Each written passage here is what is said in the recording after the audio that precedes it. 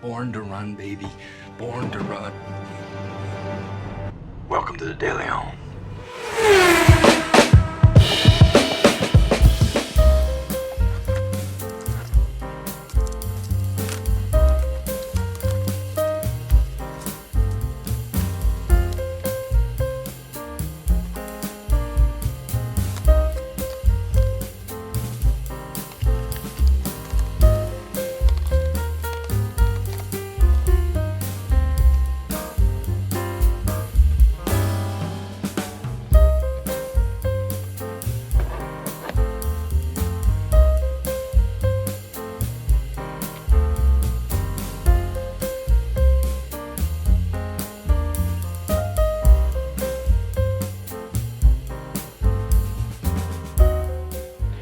Hello slot car fans, this is Rob DeLeon with the DeLeon Slot Car Raceway, and today we're going to be looking at my GT40 Ken Miles edition by Slot.it.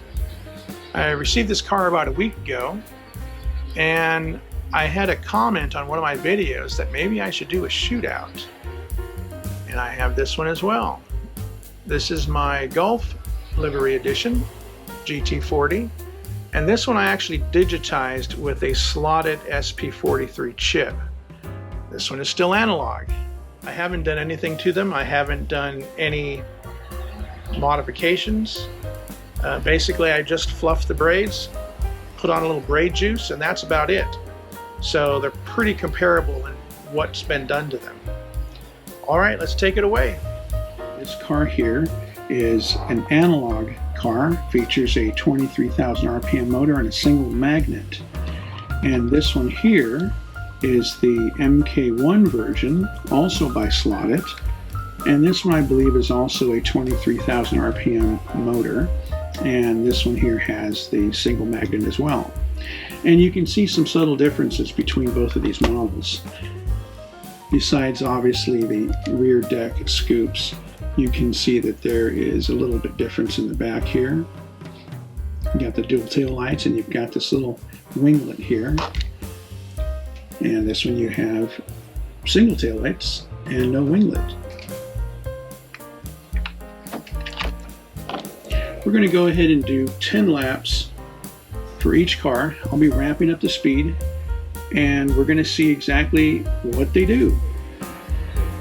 We're going to go ahead and start with the Ken Miles MKII GT40, and we're going to ramp up the speed slowly until we get to basically as fast as the car is going to go without crashing. As you can hear, the throttle response is very smooth, and so is the braking.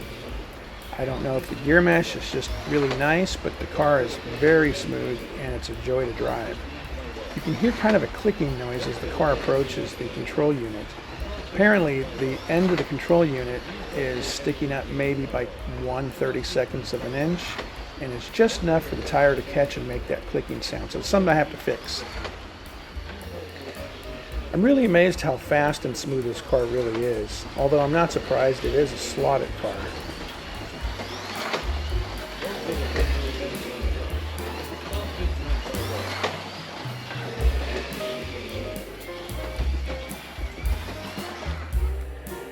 And here we go with the MKII version.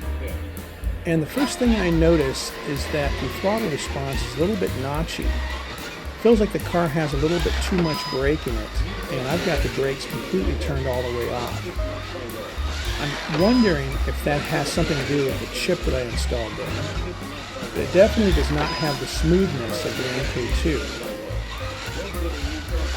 You can also hear the gears are a little bit more noisy, so it might need some work with the gear mesh.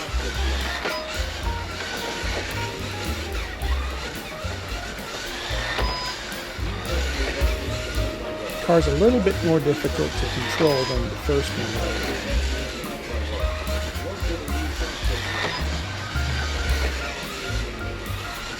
And here we come up to our final lap, and let's see what we got.